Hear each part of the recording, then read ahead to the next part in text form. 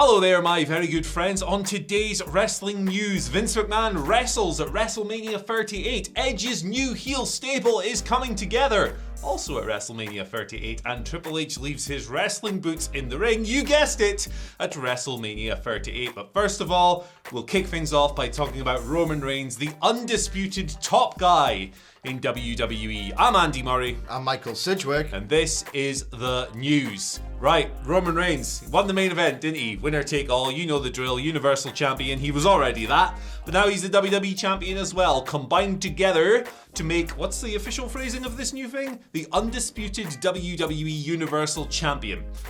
Pretty typical match of the Heyman format. Bombs all over the place, high drama, callback to Crown Jewel with the referee bump and the belt shot, but that was overcome this time, and in the end, Roman Reigns put Brock Lesnar away. He escaped the F5, he hit a spear, 1, 2, 3, all kinds of signature moves, suplex city, Superman punches, belly to belly suplexes, you name it, this match had it. If you want our deeper thoughts on this, you will check out this star rating video later on today that we're going to shoot after this news video for publication later on.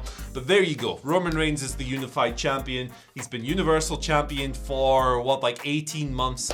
He hasn't been pinned or submitted in 2 years. He beat Brock's ass. Brock had been WWE Champion since day one, of course. Lots of stuff going around prior to WrestleMania regarding these unified belts. There'll be a number one person with both belts coming out of WrestleMania, but it isn't believed that WWE will keep this going forever. It's believed they will split off again at some point. No word on when that's going to happen yet. But yeah, that's the story coming out of WrestleMania. It's Roman Reigns. What do you think? Yeah, it's the expected result. And, fair play. We rag on WWE relentlessly at this point for their absolute inability to create new stars. And instead, they've taken the plural away from that and just created a mega star in the frame of Roman Reigns. They've committed to the act. The act's incredibly over. If you look at the SmackDown ratings, they are beyond impressive by modern standards. I think the key problem all along, if there is one, at least objectively, with this Roman Reigns push, is that they have not built anyone anywhere near the level of someone who can take the titles off him as a babyface, which leads me to believe, Andy Murray, just a little fantasy booking to flesh out this pretty sort of expected story.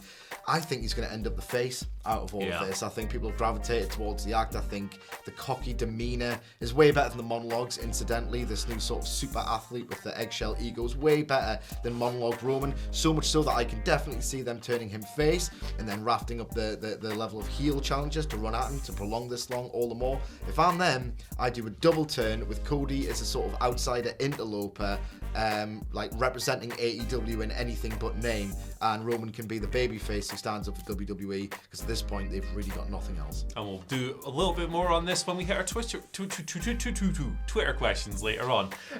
Vince McMahon wrestled last night. It was reported a lot in the build-up, then it was unreported by people saying no, he's just going to be the Heat, and a big thing bouncing all over the place, but it came to fruition. It happened after Pat McAfee versus Austin Theory. Again, our thoughts will come in the star ratings video later on. Pat McAfee beat Austin Theory, kind of rolled him up, and then he went, "Vince, I want a piece of you, old man." Vince kind of teased taking the shirt off, then put it back on. Everyone cheered at first, then they booed because they wanted to see him do stuff. He eventually took off the shirt, the jacket, got in the ring, had a match. Match is a stretch, but there was a bell, it rang, and there was a pinfall, and Vince won. Vince McMahon beating Pat McAfee. It was his first match in 12 years since, of course, the maligned Bret Hart thing at WrestleMania 12 years ago. Steve Austin comes down afterwards and kicks everyone's ass. Vince he's 76, fair play, but the stunner was what it was. I don't really know how to say more than that without giving too much of away. Yeah, absolutely. We will, again, as Murray pointed out, we will save our in-depth technical analysis of the technique and the storytelling within that match later on when our star ratings video drops. But they knew this was terrible. Steve Austin laughed out loud. They knew it wasn't going to be very good. Spoiler alert, maybe it wasn't so great, but again, we'll let you know in the star ratings video. It got over in the arena. Everyone had a laugh. Yeah. In the stadium. It was funny. Everyone had a laugh. I'm not sure if I did. I don't want to simp for a billionaire, quite frankly. Yeah. I don't think it's possible, and this is just me being pedantic, maybe not being in the spirit of the fun, but not like simp for Vince McMahon and pop for it's so bad it's good rubbish, and then bemoan why the Intercontinental and US titles weren't defended on the show at the same time. It's the same guy doing it. I understand being around a megastar and a guy like Vince McMahon would create sort of compel you to react in the stadium, but sitting at home on a UK sleep schedule, I was just kind of bored and I thought he made a tit of himself. I did laugh at it, but it was more from Schadenfreude. Yes, of course. Moving on to our next story here. Edge, he's got a new stable. So this was reported a few days prior to WrestleMania. It was Fightful Select coming through with a scoop stating that Edge was probably going to get some kind of heel faction in WWE and that Damian Priest was a name who could potentially be involved. There was no word on when that would come together exactly, but it was believed potentially it could be imminent. And it was imminent because it happened last night. Edge wrestled AJ Styles. Again, star ratings video coming soon. We're chilling like hell. I love it. He won because AJ was going for a phenomenal forearm. He was on the apron, of course. Damian Priest just teleported down to the ring, I guess. He was standing there looking scary, looking sinister.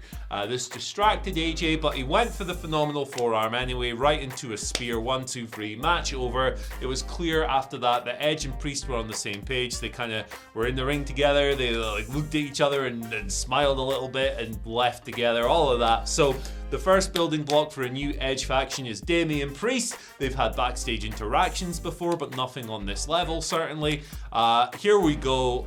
Who else will be added? No idea, but the building blocks are in place. Absolutely. I do find the optics on a Schadenfreude level quite amusing. That sort of Edge's new young understudy guy is like nearly 40 years old. But at the same time, there's a difference between your actual age and your character age in WWE. Like Damian Priest hasn't been like overexposed in the system for years and years and years to the point where it feels ridiculous associating him with a star of Edge's caliber because it's not going to go anywhere. Like Damian Priest has still got potential. They still like him. He hasn't got as many years as like sort of a Lee Moriarty or a Daniel Garcia, obviously, or a Dominic Mysterio. There you go. You know, whatever. Yeah, it's an interesting new development. It's a bit dark and sinister and supernatural and gothic for my subjective tastes, but I do think there's a benefit to have someone sat under Edge's learning tree. Yeah, we'll see how it plays out. Wonder if Edge can teach Damian Priest some of those wonderful facial expressions. Our final story of the day, Triple H showed up at WrestleMania. Nice moment. Follows up, of course, on him appearing at Stand and Deliver when he embraced Tommaso Ciampa in what was his first appearance on that brand, obviously, since he suffered heart failure last summer. And this was, of course, his first main roster appearance since then. But the show opened with him after America the Beautiful. Triple H came down, big pop, as you'd expect. He did his full entrance in his suit. Kept it brief. He just said, hey, welcome to WrestleMania, basically, but he left a pair of his wrestling boots in the ring alongside the microphone. That, of course, is symbolic of a pro wrestling retirement. He had the recent interview with Stephen A. Smith for ESPN where he confirmed that he would never wrestle again. The man's got a defibrillator, so fair play. But just a nice moment, I think, regardless of your opinions on Triple H as a performer and all of that stuff. At the end of it, the most important thing coming out of this is that he's still around. He's got 3 kids, he's got a wife, he's got a family. That's the most important thing. It's a nice moment to see him back and, you know, walking down the ring and saying, welcome to WrestleMania. The arena loved it. Symbolism of the boots in the ring. It always works unless it's with The Undertaker. He comes back less than a year later. But I digress. Good for him. Happy that Triple H is back on his feet. Happy that he's seemingly able to continue in some kind of executive capacity. We don't know exactly what that's going to be, but good for him.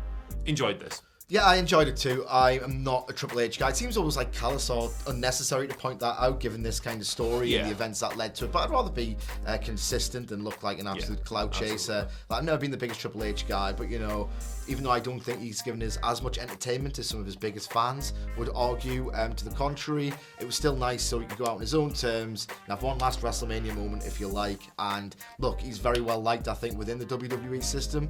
Clearly, he's got a following, even if I'm not myself the biggest Triple H guy. It was the absolute right place to do it as well. Like, Triple H is kind of synonymous, for better or worse, with the WrestleMania stage, and that's the one he left his boots on. Nice symbolism, nice moment, set the tone for a momentous, if overly nostalgia-fueled evening. Yeah, man. Just a nice way to start things off. And yeah, let's get to your Twitter questions. The first one today comes from Batman, the Batman, I assume, who asks, since the Monday after WrestleMania is upon us, Raw tonight, of course, what surprise appearances / comebacks do you hope to see? So they've certainly got a few in the chamber with regards to people who are recovering from injuries, but who do you reckon is going to show up potentially on Raw and SmackDown this week as well? I'd like to see Bayley. show up again, and I'd like to see her in the babyface role. I wasn't, again, particularly into the heel shtick during the pandemic, but I think it was very critically well received. I think her work, especially opposite Bianca Belair, was really, really well done. Quietly well done, but really well done.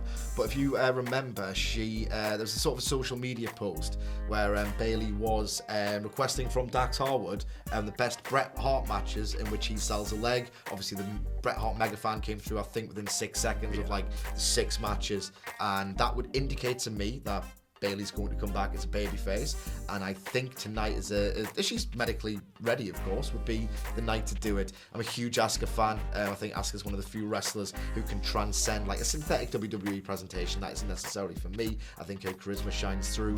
Would love to see her back in action. On the male side, I've got no idea. Who could... Shane. There you go. Why not? Here comes the Why Murray.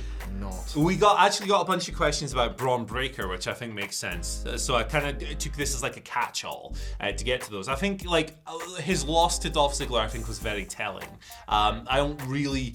Beyond, like, obviously, Dolph Ziggler, ratings-wise, has done all right in NXT. It's got, like you pointed out yesterday, it's gone up like 0.02 or something like that since he's been on the show. That could be seen as the reason for him retaining the belt. But by the same token, you can absolutely imagine Vince McMahon being a guy who lays eyes on Braun Breaker and immediately goes, I don't care if he's only had 15 matches, pal. That's the guy. So maybe he'll show up. But yeah, let us know in the comment section. It's always a fun time. The past few Raw after WrestleManias, kind of mid, not really as surprise-laced as previous years. I think that started in 2019 when it was basically, hey, here's Lars Sullivan and the bar, basically. Hopefully it's a bit, hopefully it's a more traditional Raw after WrestleMania tonight. I'm looking forward to it regardless, and if there are big stories, we'll have them on the news tomorrow. Anyway, second question comes from Nicho, who asks, with so much wrestling, good morning, gents. Almost forgot the pleasantries. Thank you. Good morning to you. With so much wrestling going on this weekend, what was your favourite match of the bunch? For me, nothing topped FTR versus the Briscoes. Yeah, that was my favourite match as well. Yeah, FTR versus Briscoes. If for whatever reason you haven't watched it, go out of your way to watch it. I would describe it as me and Murray have got very different wrestling tastes. Some the same, some different. There's a plethora of different tastes across the WhatCulture wrestling office and indeed the entire fandom. I would struggle genuinely to think of a modern match that is kind of impossible for any pro wrestling fan to like. It was just absolutely great, realistic. You had sort of high spots that were never to the detriment of the realism of the story. Dax Harwood was just going absolutely with his one body part, his fist, whether he was selling it, whether he was trying to perforate Mark Briscoe's eardrum. It was just all really built, nice patient build, like hot as hell action, massively sort of like just jubilant atmosphere, like, and it's a celebration of pro wrestling. If not that, I thought Becky Lynch versus Bianca Belair on the WWE side was the best match of the weekend. And in a deeper cut, me and Murray together watched Jon Moxley versus Biff Busick from GCW Bloodsport, and my God, it was tremendous. Intensity, fire up spot, machismo, blood, head drops, just the idea of these two blokes just beating the absolute hell out of each other in this intoxicating rhythm that never relented and built and built and built. Ridiculously intense, like never outstayed its welcome, even if you're not a big fan of the grapple style, which you kind of abandoned at some point to just have a fight. Incredible. Those three for me were the best. Yeah, the three best for me as well. I will say I've still got loads of stuff to watch. I'm looking forward to checking out this critically lauded weekend that Mike Bailey has had. Yeah, I'm going to check some of that out as well. Just haven't had the time just yet, but I will get to those. That's my top three for now. I will say that for pure fun factor, and I'm not arguing that these are better or worse matches, but for fun factor, Cody and Steve Austin were awesome as well. Yeah. Let's get to our final question here. It comes from Edwin Jungle, who asks, who can actually be a decent challenger for Roman Reigns now with how protected he is? Yeah, that'll be the big question coming out of Wrestling Mania. Like Danhausen. What was it Wilburn does? He does a Borat, doesn't he? Very nice. Very, very nice, very evil. Shout out to Danhausen, he's great. He's over as hell as well. Danhausen's challenging Roman Reigns. Not really. I think you hit the nail on the head earlier with Cody Rhodes. On the babyface side, if you don't do some kind of turn with Cody, I don't think there's many compelling options left. I think they might look at Drew, potentially, even though he's been kind of in the molasses with this Happy Corbin feud. It's one that they've not done, at least in a while. So they may potentially go to him, not necessarily as a title change. But for me, really, they've just been handed, this golden opportunity. They've been given a ready-made star. That kind of makes good for the lack of building someone up credibly to take the belt from Roman over the past 18 months. So it's a boring answer considering we've already gone over it, but it's kind of the only one for me. I'll expand my thoughts on it very briefly. I mentioned that he should be presented as an interloping outsider. Yes, he got a mega babyface pop at WrestleMania. I think a lot of people were just excited to see a new star in the WWE context because, again, they're not really great at creating those themselves. But at some point, people are going to have to reckon with the idea that Cody has been sort of smack talking WWE for the past 3 years. I have to wonder how much credibility he has in the babyface role. It would be an absolute career achievement in a career full of them if he's able to just sort of maintain this and become a babyface star. But I truly think the money is in him sort of embodying the values and being snide about how he formed this great alternative that everyone's worried about, and Roman Reigns can sort of embody WWE values and have this sort of pseudo interpromotional match. Like, it just feels like, I mean, in the comment section, there's a very, very good chance in there right now you watching like one company over the other. If you're sort of not that kind of person, fair play. Like, I wish I could be more balanced. It just helps that WWE's not very good, so it's hard to be balanced. But the thing is, what I'm arriving at here is that the tribalism runs so deep and it's so palpable in its emotion. It's sort of dominated wrestling over the last 3 years. Why not play with that in the fiction? And the thing is as well, Cody Rhodes is such a phenomenal heel. He is absolutely great at it, that if he does this sort of outsider shtick and you have this great program with Roman Reigns, people will fall in love with him as a heel because he's so funny. Bullet Club is fine. The redesigned logo t-shirt, like everything he was doing in like sort of the spring of 2018, the guy's great at it. So great that he can just turn babyface all over again because heels become babyfaces. Stars jump between promotions. Not one of them has got a fixed sort of earnest sort of personality. All of this is fine. Work me, brother. There we go. Great, great, great. Thank you for joining us for this morning's wrestling news video. You can follow us on WhatCulture WWE on Twitter, of course. As I said earlier, star ratings coming soon. Maybe a second news video. Who the hell knows? It's a busy ass day. You can follow Michael on Twitter at Sidgwick. And you can get me at Andy H. Murray. The H stands for, hey, I hope the Raw after WrestleMania is good. See you later.